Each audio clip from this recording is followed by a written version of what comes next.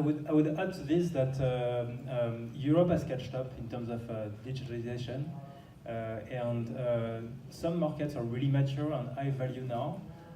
For us, we see that we sometimes sell higher prices in Europe than in the US, and this is pretty frequent. It's not the case in all markets. As pointed out by Alex and Reza, Europe is not a unified market at all. It's very fragmented. The EU is there, but it's a very pale copy of the federal state in terms of trying to uniform things across the continent. So that's actually something that you really have to have in mind if you're going to Europe. But the opportunity is there. The countries are actually scaling very fast in terms of digitalization. The buyers have money, and there's an appetite for anything IT right now that is probably as strong as what you see in the US, maybe sometimes, depending on the country, sometimes stronger as well.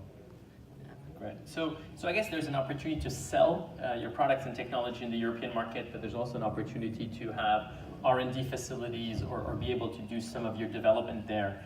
In the most recent years, people like Google and Facebook have actually opened fairly large R&D centers in Europe, both in Paris or in London, because there is a huge access to talent that is generally much cheaper than here, but also that churns much less. The Europeans tend to stay longer with the companies. So those are kind of the positives there. But can you share a little bit about some of the complexities that you had to face? How do you actually set up the business that you did beyond your first country, and how do you deal with that complexity? Yeah, just to add something as well about the last one is the last question is that there is as well a greenfield, more greenfield in Europe than in the US because markets are less mature. So this is as well an interesting opportunity.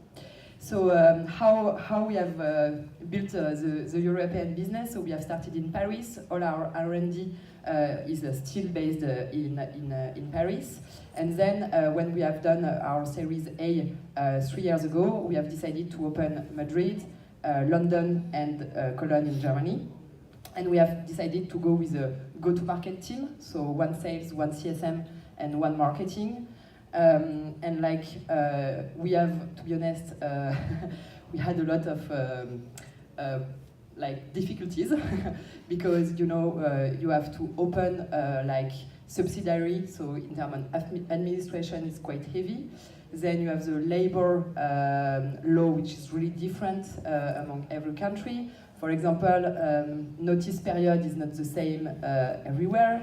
So in France it's 3 months, which is huge. I'm here since 5 months in the US, and it's amazing for me to see that the people can arrive the week after. It's wow. And for example, in the UK it's 1 month. In Germany it's 3 months, and in Germany there is a lot of exit clause, very complicated, and in Spain it's 1 month. So it's very different market. You have to adapt to every law. You have to adapt as well to every culture. So what we have done, we have struggled a little bit, but now we have 15 people per country, and it's working. And I will say that 2 of good practices that we have set up is first one, having someone from the headquarters that come to the country to try to spread the culture and to understand how it works, and then taking local people and adapting marketing and adapting contracts and adapting the message locally. So I would say, unlike Alex, we discussed that, and it's probably because of the buyers that we have. Buyers that we have are quite different. Alex sells to marketers, we sell to developers.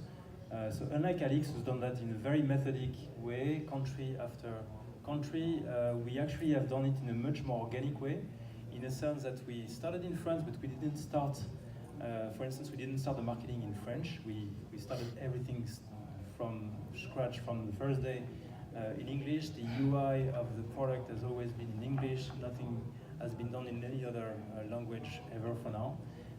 And so we basically have launched from France. We could have launched anywhere, in fact, and we wanted to scale the business internationally from the first days, and wanted to build a global business from the first day. So we haven't been country per country, but we've really been actually trying to address a market, which is the market of developers, which is a global market.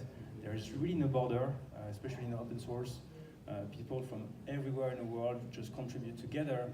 So we didn't see a need for actually, like this international approach of thinking on which country is next and how to get to the following market. We really launched from France, thinking international, and then we started to get traction in various places, and depending on the traction that we were measuring, we were deciding where we were actually going to put the workforce. And so quite early on, we started to have people in the US and in the UK and in Germany, building up the teams there, not necessarily just sales and customer success, but really just people. We also had engineers, core engineers from the core product team, working from a bunch of different countries.